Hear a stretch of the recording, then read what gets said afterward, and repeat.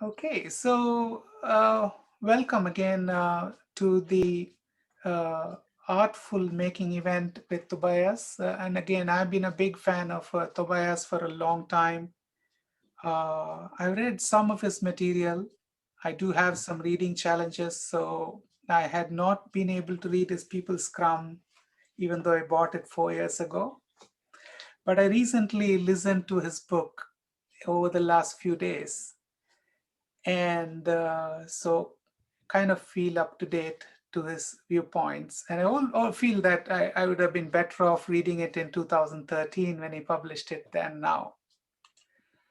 So having said that, I'm always a fan of Tobias and his work. As I sent you a note earlier, last year when he was down in New York and teaching, I was on two minds to get here on a flight from Toronto to New York to go and audit this course, which I didn't do. But then the pandemic came by, and it gave a great opportunity to bring people like Tobias to across the world. So even though on one way the pandemic has been hard on us, it's also allowed us to bring a good, I mean, I hate to use the word thought leaders.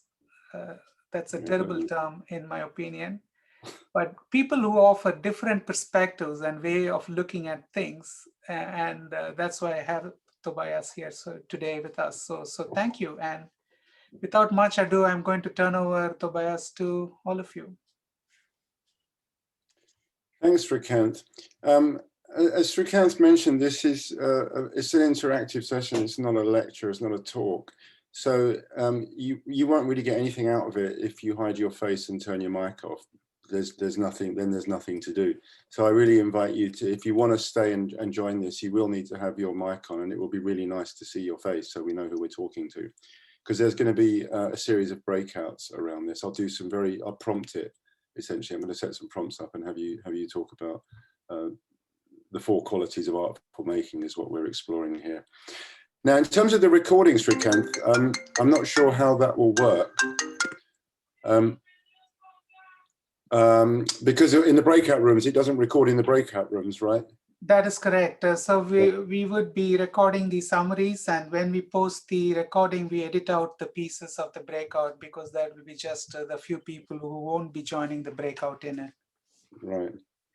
Hopefully everyone will join the breakouts. You can pop in and out too, Srikanth. Yeah, of course I can. I would love to. Well, there are still a few more people joining.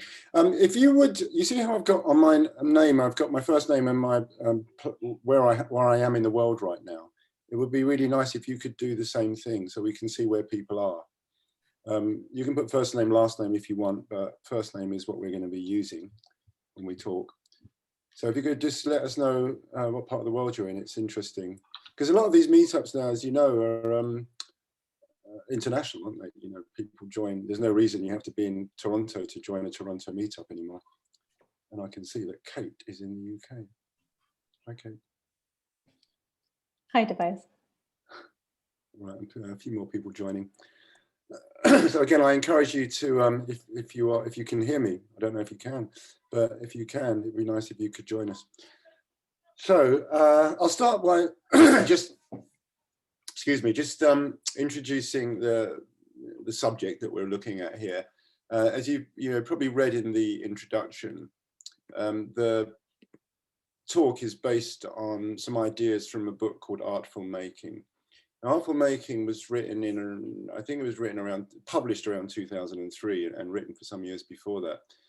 It's not an agile book in that it's not based in any way upon agile ideas as described in the Agile Manifesto, but it dovetails really nicely with that. The thinking was around, approximately the same time, but not from software people. So of course the Agile Manifesto was conceived and the ideas were put forth by people who were coders and testers and project managers and other people who worked in the IT world. Artful Making was written by two people, one who is a professor of business studies at Harvard University, and the other one who at the time was a professor of drama at Swarthmore University in Pennsylvania. Now, he's the older of the two, Lee Devin, and the younger one, the business lecturer at Harvard, was actually a student of Lee's some years before.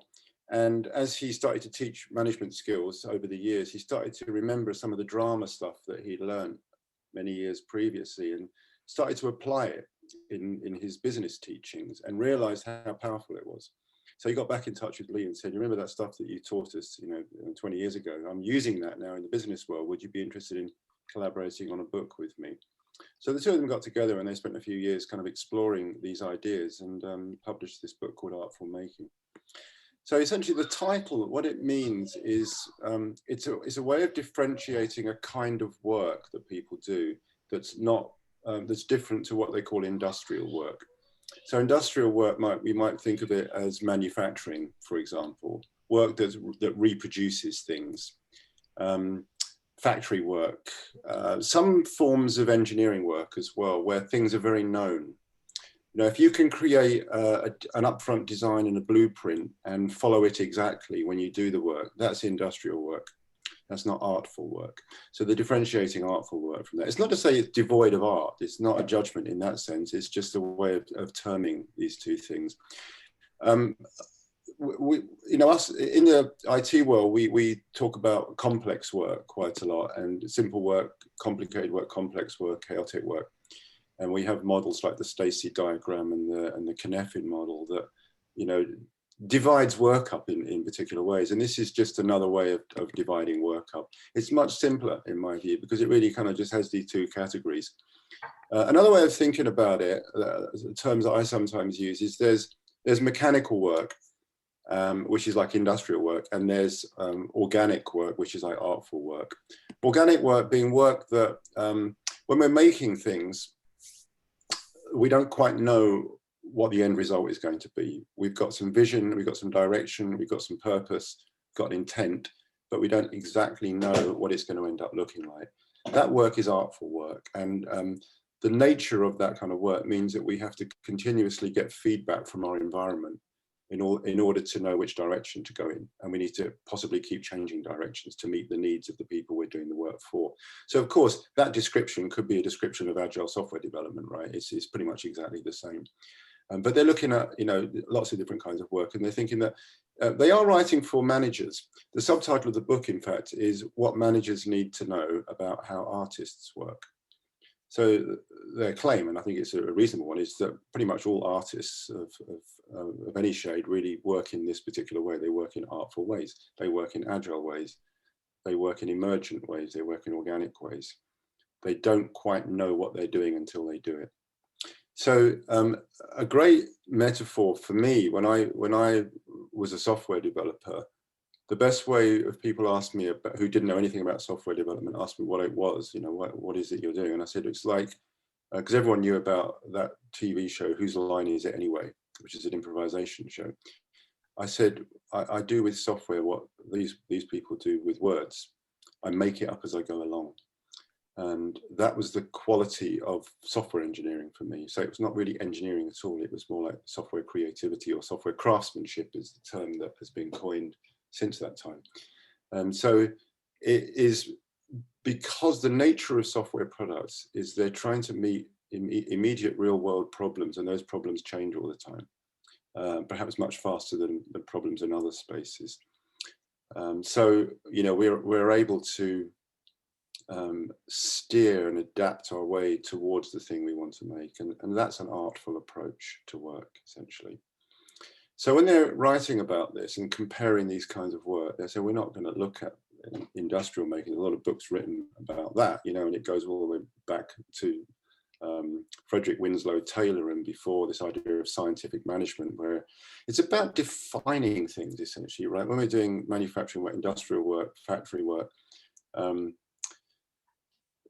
or even building work, architecture and stuff like that, we want to know what we're making before we make it. We can't just kind of improvise it. It's got to have a clear blueprint and know exactly how deep the foundations are going to be to put that bridge up, and what the rock formations are, and we have to know all that stuff. So a lot of research goes into it, and a plan is drawn up, and the plan is followed. The role of project manager is really essential in those kind of domains. because they're making sure that everything is working according to plan.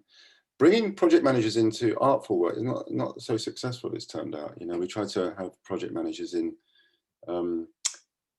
software development work, and it's not quite the right fit. It just doesn't, you know, there's parts of it that work, but there's, on the whole, it's just not quite right.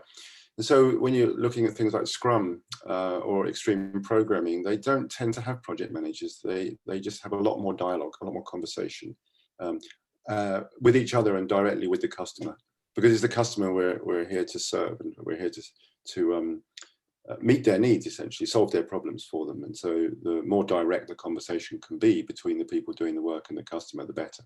We don't really have, we do better when we don't have interim people. We don't have agents in between. But in, you know, in defined work, in industrial work, that's a fine model. It works pretty well, because everyone knows what to expect at any given time. Whereas software development and other artful endeavors, we don't really know. So in the book, they've identified 4 qualities of artful making that we're going to look at today. But before we do that, I'd like to just do a sort of warm-up breakout group. How many have we got here? 1, 2, 4, 8, 12. Can we do 4 rooms of 4, Srikanth? Sure, we can do that.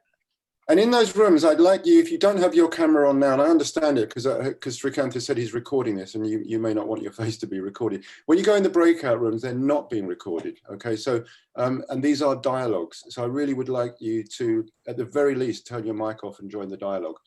And the first dialogue really is, I just want you to think about what I've just talked about, the difference between creative work, artful work and industrial work, or mechanical work and organic work, you know, those kind of 2 differences, that split. And just talk about what that means for you in the work that you do. You know, where does your work fall into that? Just play around with it, give it some thought, introduce yourself to a couple of people that you may not have met yet. And that's just a warm up, and then we'll go into looking at the qualities themselves. All right, so we'll just do 5 minutes, Srikanth, okay? 5 minutes and a bit of a countdown at the end to come out. I can do that. Thank you.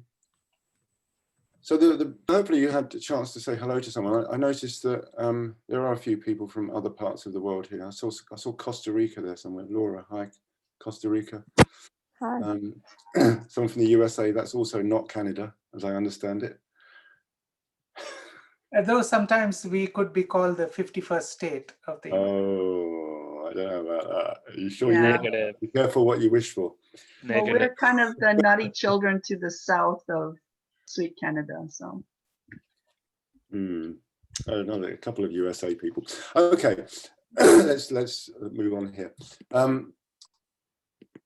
Essentially, looking at, you know, these 4 qualities of artful making is what we want to look at. It's important, you know, again, just like when we talk about agile, and really this is, you could almost be a synonym for agile, this idea of artful making. It's just that it doesn't constrain itself to the IT world in a way that, you know, that's where agile began. Of course, it's not constrained, but it's the way a lot of people think about it. Artful making is applied. It's essentially, in the book, it's applied to management. That's really what it's applied for. It's management at all levels. So it's, you know, about managers creating space for creativity. That's essentially what it's about. So it's about the 4 qualities speak very much to people in management. This is how you create space for creative work to occur. So it's at that kind of a level that they're addressing here. So I think, you know, for all of us who do this kind of work, either as managers, coaches, or any other capacity, really, consultants and supporters of change in organizations, it feels to me quite an important part of it. And as I wrote in the summary description here, I read this book when it first came out, or just after, maybe 2004. And it was around the same time as I came in to discover Scrum. And I only knew, before that, I'd known about XP for a couple of years. Really, actually, since the late 90s, I knew about XP. But I didn't really see the big picture of it. I saw XP as a brilliant way to write software, but I didn't really see the big picture of it until I discovered Scrum around that time. And Artful Making I came across, and the 2 things just kind of worked really well together. And I've drawn on this book and its ideas extensively since then. I mean, in pretty much all the work I've done, it's always been sort of on the back of my mind, and it's something I relate to very closely and try to follow the ideas in there. You know, we're recognizing that there's certain kinds of work, and of course it's not suited to all kinds of work. There are kinds of work that are much more mechanical, much more industrial in nature, and much more ordered, much more defined, and to kind of try to apply artful making or agile processes to that sort of work it's not so effective. You know, simpler systems like a Kanban system where we just visualize and track work and measure it, that suits all kinds of work really. But Scrum and extreme programming, from a principles perspective, extreme programming, artful making, they relate to a certain kind of work. And you know, in Stacey and Kneffin, they would refer to that as complex work, I imagine. But you know, creative, artful, organic is just some other terms that we can think of looking at it. So for a manager then, let's look at those roles. So how do managers, executives, company owners, how do they create space for people? So the first thing that they need to do, and this is one of the things they talk about quite early in the book, is about it's about control. So how do we have control? And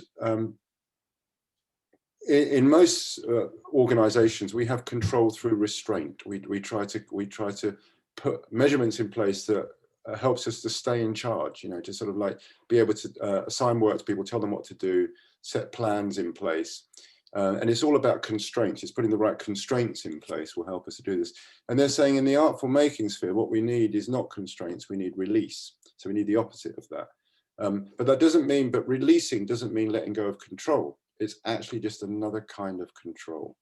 So the idea of control through release. Now, a good metaphor for me when I think about that is kite flying. I don't know if any of you are kite flyers. I'm not, especially. I flew kites as a kid, but I mean, it's a professional sport now, isn't it? But if you wanted to be completely in control of your kite, you would restrain it. You would put it on a stick. You have a big long stick and you have your kite at the end of that stick, and you could be in absolute control of where that kite does and what it does. And it's not much fun, right? That wouldn't be kite flying, that would be kite holding, right? So that's constraint. A kite on a string, however, it's not out of control. So we're working with its own desires, or the desires of the wind, if you like.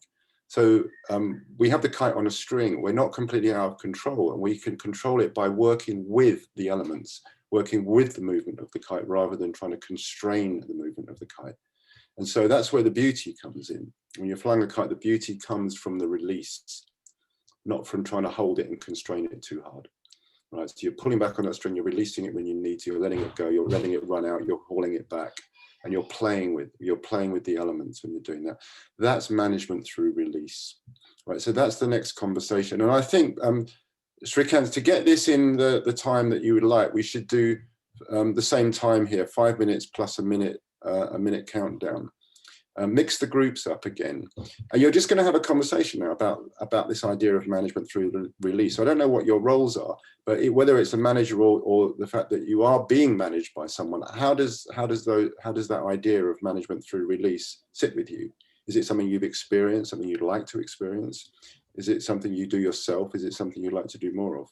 So what does your style of management look like, and what does the style of management of the people you work with and under, what does it look like? So that's your first conversation. Thank you. Okay, I'm going to recreate the rooms. Mix it up. Yes, I have. Just established stable, productive teams in now going to performing. And now we have to build trust again. You do. Yeah, you continuously, all the way through this, you're going to start from scratch every time. Such an anti-pattern for Agile. Yeah, it's not Agile though, is it? We're looking at artfulness. You've got to be artful. Yeah. Yes. Yeah. New teams, new people. Okay, Krishna, thanks for joining. I didn't go. Huh? No, so another person who has joined. Oh. You're on mute.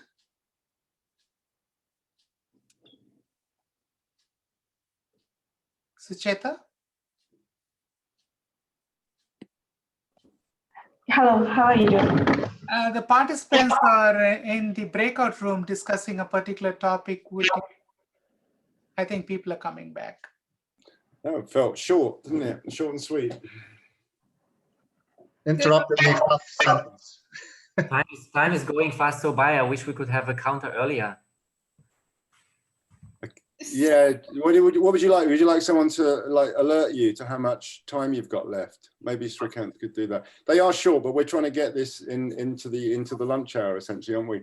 You know, how do you say your name? Valdemar. Yeah. Valdemar. He brought up the point earlier that we're just building up, getting to know people, and then it's all broken up and you have to get to know new people again.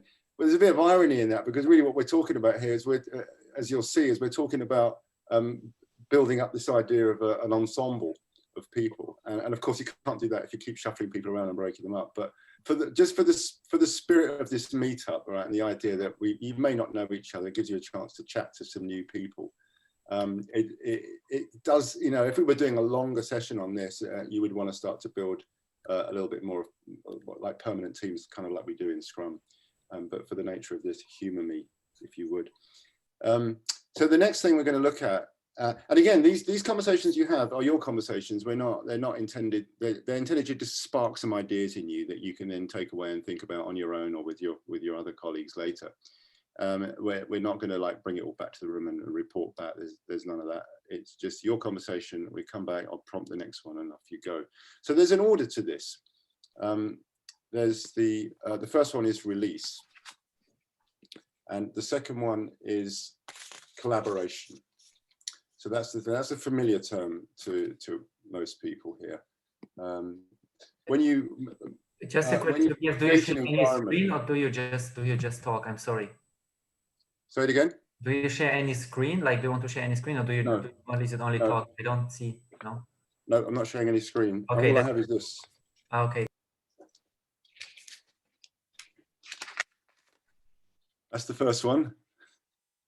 And that's the second one. Right. It's all you need. They're just words. If you felt like it in your groups, you could Google the phrase "artful making," 4 qualities of artful making, and you would get some content on that. But I would say do that afterwards. Just use the triggers of the words themselves to just explore it. So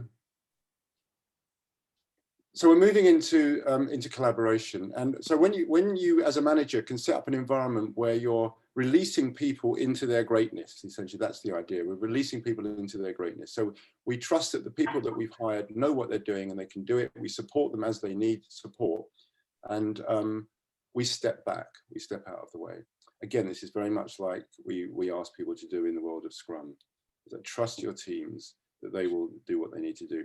Now, the nature of collaboration I'd like you to look at is this idea, and again, it goes back to theatre improv, this idea that the whole is something like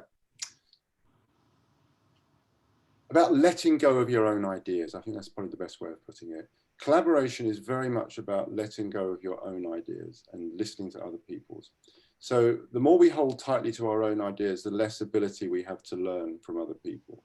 So we're trying to release our own ideas and move into a space where ideas can be shared. They use the term reconceive a lot in the Artful Making book, and reconceive is offered in contrast to compromise. So we're not trying to say, well, your idea is good and my idea is good. Let's, if we get rid of that bit of your idea and that bit of my idea, we've got common ground, common denominator. But common denominator is always the lowest. You're going down to the lowest point. And what we want to do is raise it. So we're trying to take 2 completely different ideas and make a third idea. And that's reconceiving. And it requires, a deep form of collaboration to do that. So I'd like you to just talk about the word collaboration and how it's used in our organizations. Very often it's, we use it as a synonym for cooperate. And when we ask people to cooperate, we're basically saying, do what I want you to do. I need you to cooperate with me. I'm your manager, I need you to cooperate with me, which is just kind of a roundabout way of saying, look, ultimately you just got to do what you're told. That's not collaboration, obviously, is it? So collaboration is not cooperation. Collaboration is this idea of like my idea, your idea, and a third idea that can come out of that. So that's the next conversation for 5 minutes. Thanks, Srikanth. Sure. I'm going to break people up. We have a couple of new participants, so. Yeah, and again, when you go into the breakout rooms, please put your video on and turn your mic on. Welcome back. So we had release, collaboration. This is a nice word. I like this word. In the Scrum world, in the Agile world, we tend to use the word team, but in the theatre they use ensemble. Does it mean exactly the same thing? I don't think so. I think there's something more in an ensemble that really is about the whole being greater than the sum of its parts.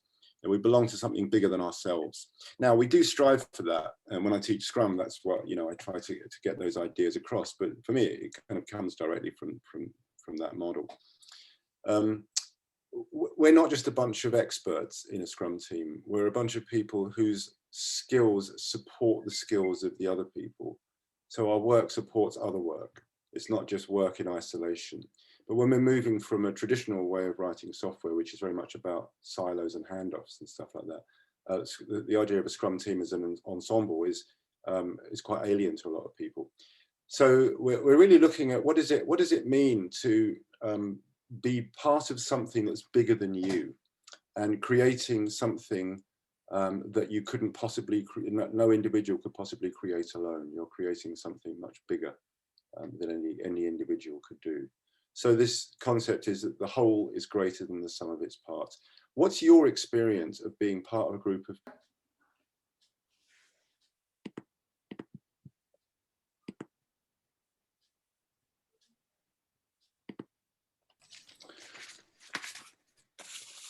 Welcome back.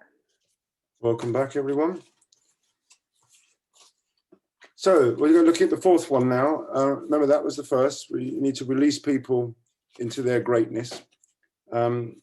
Support the idea of collaboration, letting go of your own ideas and embracing other people's, which creates ensemble. People working together become working for a purpose greater than just themselves, and creating something where the whole, you know, the whole is greater than the sum of the parts. And this leads us into this last one, which is simply play, or playfulness. It's work, of course, but it's playful work. It's working playfully. And the playful interaction is between the individuals in the ensemble and between those people and their customers. So sometimes Scrum is described as a game, you know, with rules of the game, and I don't think it means that. We're not looking at the rules of the game and a structure and stuff like that. We're looking at playfulness. We're looking at something a bit more like children in a playground, making up games for themselves. It's that sort of spirit, that sort of energy, and you see it in theatre. When a group of actors begins to get to know each other quite well, you see that spirit of play coming out, and it's deeply creative, because that's where all the ideas come from. And so when you're feeling in a spirit of playfulness with one another and with your customers, with the clients, people you're working for, everyone relaxes, and your mind opens up. We're getting rid of the constraints, essentially. So it's the release comes back into it, releasing our ideas through the playfulness. So that's the last one I want you to have a conversation about. When that one's up, well, if you can stick around, I'll be here for another 10 minutes or so, and we can do some Q&A around this. I'll talk a bit more about the influence of this book on me and my work. But if you could just go into rooms again.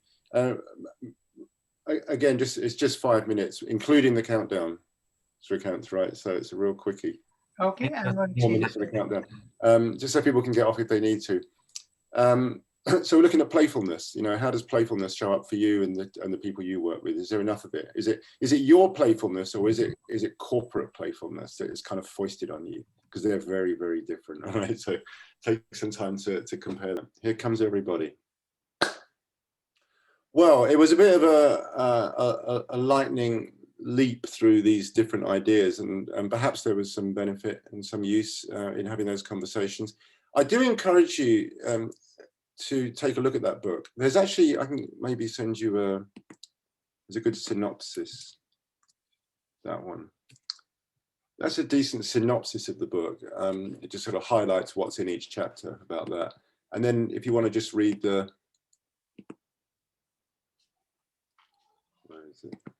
Not that one. Just a short summary of the 4 qualities themselves. You can take a look at that. So those 2 links might be useful. Otherwise, you know, just get the book, because it's still a good book. You can probably buy lots of second-hand copies are available now. The guy who wrote it, one of the guys who wrote it, he said to me one time, he said, everyone I meet seems to have read my book, but no one seems to buy it because I don't make any money from it. So it's one of those things, you know, we just hand it out, we pass it out and share it. And, My copy was $7 on Amazon, a used copy I could find. oh, there you go. That's decent, isn't it? Yeah. They don't make any money from used copies either, I don't suppose, do they? No, they don't. I never know. No one writes books to make money these days. You just don't, you know, unless you're like a best-selling novelist. Amazon makes money on books. Nobody else does. Yeah, that's right. Yeah. But it is a book worth reading. And their second book that came out 10 years later, called The Soul of Design, is also a wonderful, wonderful piece of writing.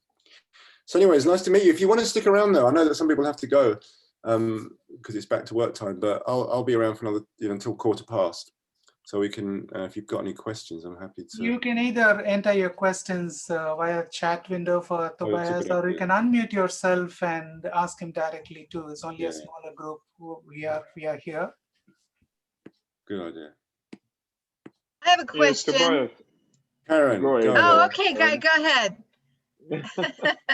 We had a question. We're trying to see how can we introduce playfulness in a work environment, because I think the example that we gave during our discussion, it was either before a stand-up or before a retrospective, but it was not part of the daily life of the team. It was, well, if you want, structure that we're doing this time and this. The thing is, you can't force it, Guy, right? You can't make people be playful, and the idea of trying to say let's be playful at this point of the day is not going to work. So playfulness is just a quality that emerges from the group, but it can't emerge if the group don't feel safe.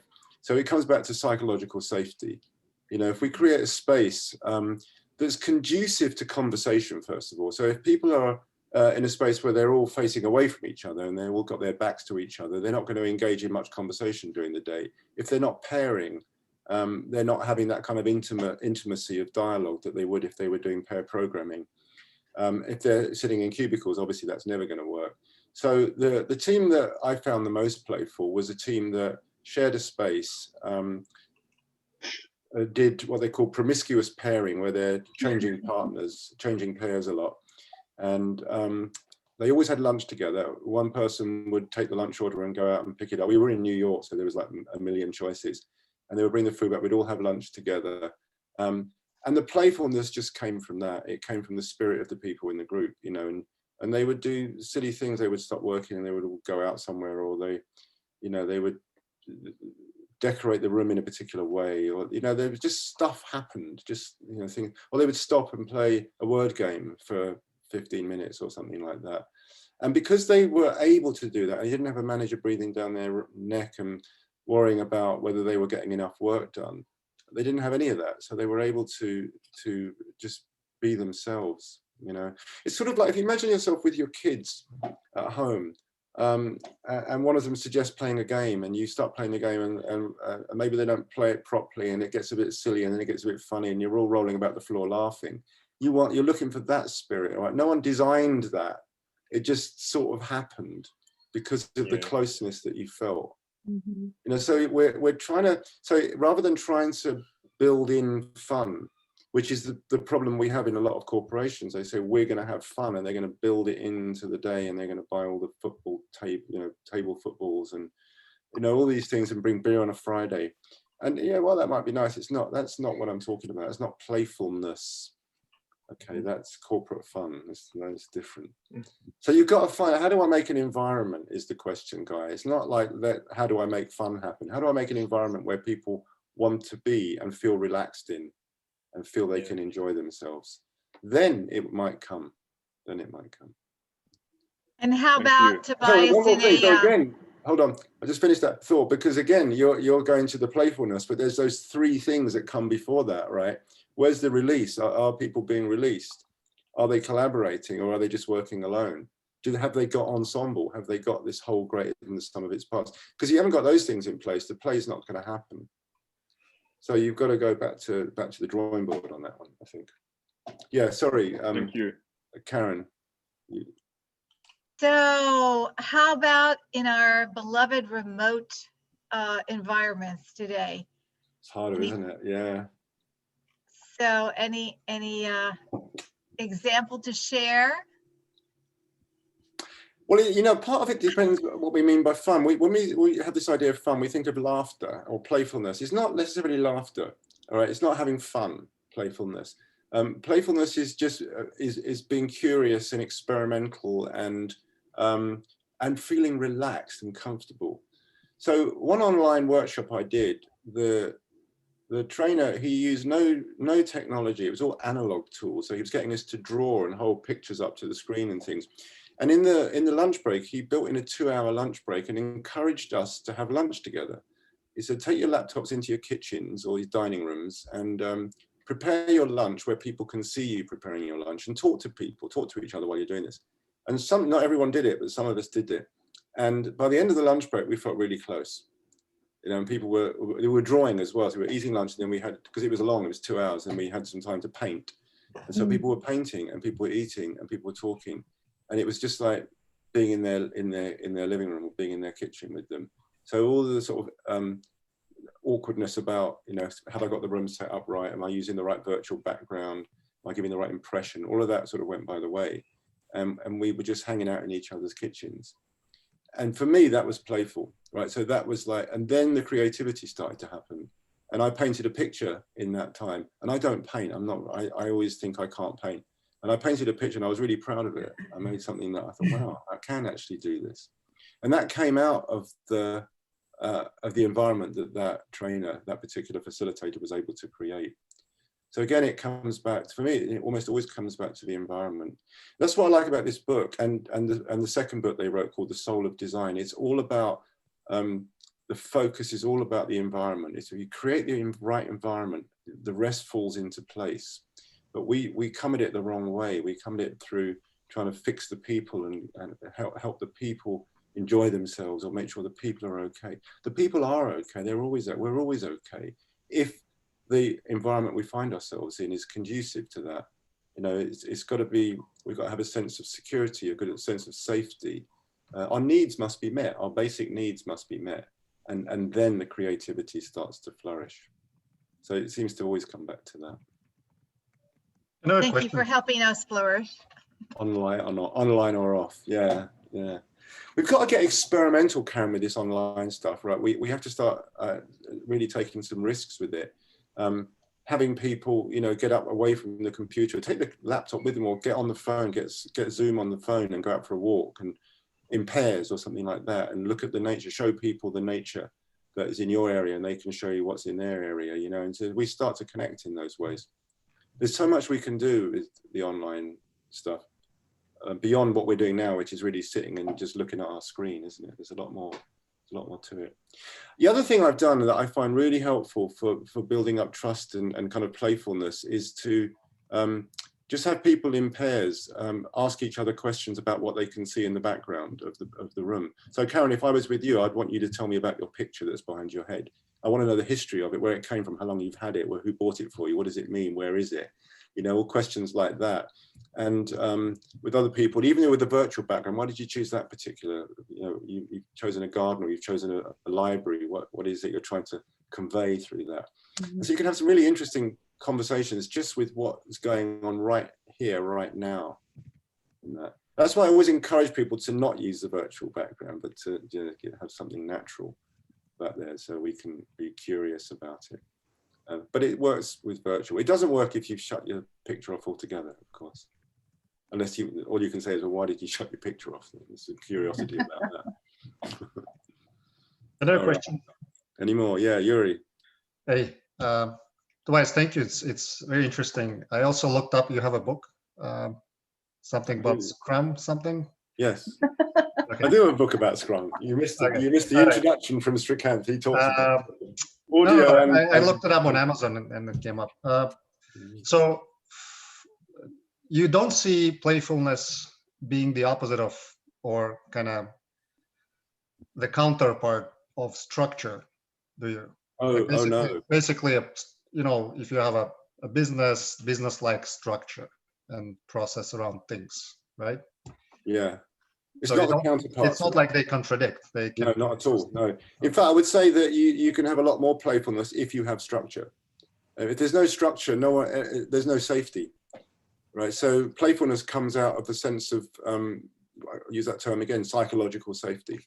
Psychological safety often gets mistaken for comfort. People say, oh, I need to feel psychologically safe. And what they mean is I want to be comfortable. I don't want to be threatened. But psychological safety is so you can be threatened. Right? It's the safety that you can be threatened. It's the safety that you can step outside your comfort zone and do something you wouldn't dare otherwise do. That's psychological safety. So if we don't have that, and that's structure to me, that's part of the structure, is creating an environment where people are, where the work is structured. Scrum is a very structured approach to work. And yet within Scrum, there's a huge amount of creativity comes out of that. And the creativity comes out of the playfulness. But without the structure, it would be, we wouldn't know what we could do. We wouldn't know what risks to take, and it would fall apart very quickly. It would just sort of collapse into anarchy, I think. Which is, that depends, of course, on the type of Scrum that one practices. Well, let's assume that we're doing good Scrum, not rubbish Scrum.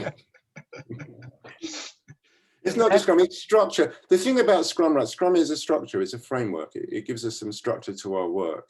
And that structure in itself is something to, it has something to do with safety.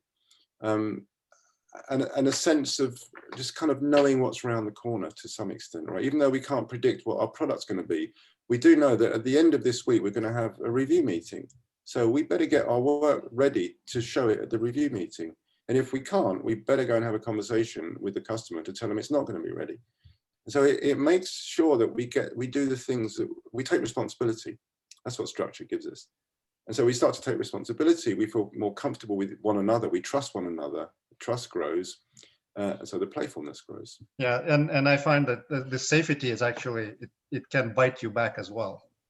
Because, you know, people naturally want to be safe in everything they do.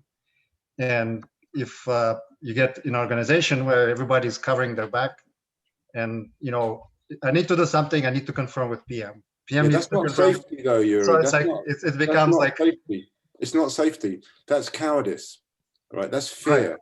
That's fear. So basically fear of making a mistake. And I think that's basically stops everything. Yeah. We use the words, I want to feel safe, but what we're not using, we're using, all words get misused and it's not the same. So I kind of rebelled against this idea of using psychological safety for us because I saw how it was getting misused, and it's used just like you are describing there. Jem and I started, my colleague of mine, started using the term, rather than safe space, we started using the term brave space, just to separate it from that, because it's not about safety, it's about courage. You know, so, but of course, in order to be courageous, you have to feel secure. You have to feel anchored in some way. But you also have to risk. Like it's. But you've got to risk to be brave. It's a tension. It's basically you can't always be staying comfortable and safe. Like you have that tension that at some point you need to kind of step out and risk. Yeah, and again, that's what the structure gives you. You know, it gives you something to come back to, something to ground you. We are pretty much out of time on this. You can find me on LinkedIn if you want to keep the conversation open, at least in text. Sounds good. Yeah. Thank you. And Tobias has lot of short courses that help you think. And I've been attending a lot of them in the recent times, primarily because they're now online. And that's again an opportunity to spend time with smaller groups and just rake your brain with crazy ideas, and learning happens along the way. Yeah, I've got 2 workshops coming up. I've got a storytelling workshop coming up on the 4th of December. I think there's like 2 places left on that. Yeah, well, the problem with that, Tobias, is it's a full day UK course where if I'm in Canada, it starts at 4 a.m. It does, but it's not out of the question. I've had people from Ohio join my morning classes. You know, so, that's brutal at 3 a.m. in the morning. It's a dedication and dedication, Some dedication. The way I set it up though, if you're interested in workshops, you can, register your interest. You don't have to sign up for anything. And then when there's enough people interested, then we set a date and a time. So if there's enough East Coast people interested in doing a workshop, we can set a time that suits people. Got to suit me as well, though, up to a point. And is People Scrum is available on his website as an audio version for those who want to listen. Also as a podcast on various platforms. There's the URL. It's a very simple one. It's tobiasmayer.co.uk. No, it's tobiasmayer.uk/TPS, the People Scrum. You'll find it. I got to go. It's lovely to be here, and I enjoyed myself. I hope you did. Yeah. And maybe see you around. Thanks, Srikanth. Yeah, thank you very much for being here, Tobias. Really appreciate it. Thanks, Cheers. Tobias and Srikanth for doing it. Thank you, everyone. Bye. Have a Thank you. great weekend. Bye.